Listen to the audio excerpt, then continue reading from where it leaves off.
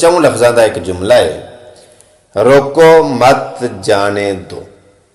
इन्हां चौं लफ्ज़ों के जुमले नूं जिवें असां बोलना है ना, जिवें असां इनू अदा करना है, अदायगी दे विच इहदा मानी मतलब चेंज हो जाना है। मिसाल के तौर पर रोको मत जाने दो, अगर पहले दो लफ्ज़ वक्रे पढ़िए, अगले दो लफ्ज़ वक्रे पढ़िए तो यदा मानी होर दा होर हो जाता है। किवें? रोको मत जाने दो, रोको मत जाने दो। अगर पहला लफ्ज़ वक्रा पढ़िए तो अगले तीन वक्रे पढ़िए तो यदा मानी मतलब होर हो जाता है। किवें? रोको मत जाने दो, यानी जुमला वह ही है, लफज वह ही ने, अंदाजे बयान दे विच, अदायगी दे विच, बोलन दे लहजे दे विच आके ते इहदा मतलब मानी मकसद ही बदल गए। बाबा जी सरदार आंदे ने एक गल हुंदी है, लखां वाल हुंदे ते गल वालियां नूं गल रड़क जांदी। गल एक ही हुंदी है, उहदे विच लखां वाल हुंदे ने, पर जिहदे वल्लों गल होई हुंदी है ना, उस बंदे नूं खुड़ब जांदी है कि गल मेरे वल्लों कीती गई है।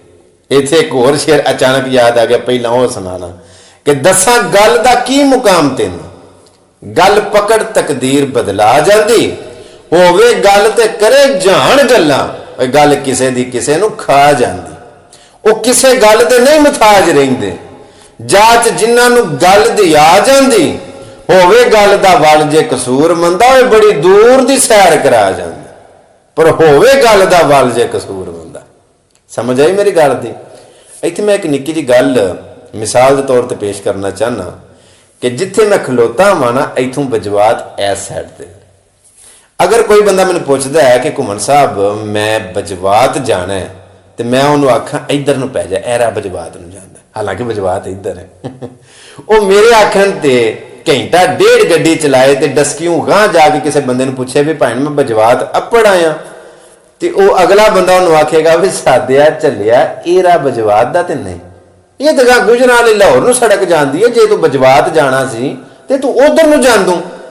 हुण वह बंदा जिहड़ा मेरी आखर ते उधर नूं तुरे आवे, तुसीं खुद दसो मैनूं चंगे मोती परोए दा ना, आ चंगे फुल्लां दे हार पाए दा ना कि घुमन बड़ा चंगा बंदा, सारी जिंदगी वो मैनूं जिहड़े लफ्ज़ां नाल याद करेगा, तुहानूं भी समझ आई गई होनी।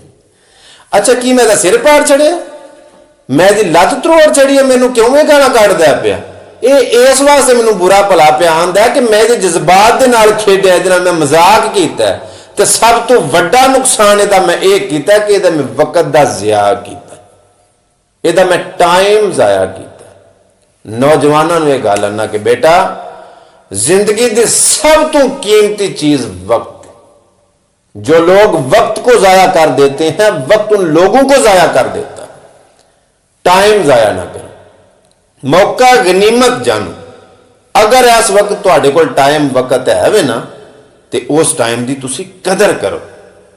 कई बंदे वो ऐसे बंदे ने, वो आंदे ने कि गुजरदा ही ना पिया, वक्त लंघदा ही ना पिया। जो वो वक्त लंघाते रहते ना, तो वक्त उन्होंने भी लंघा जाए।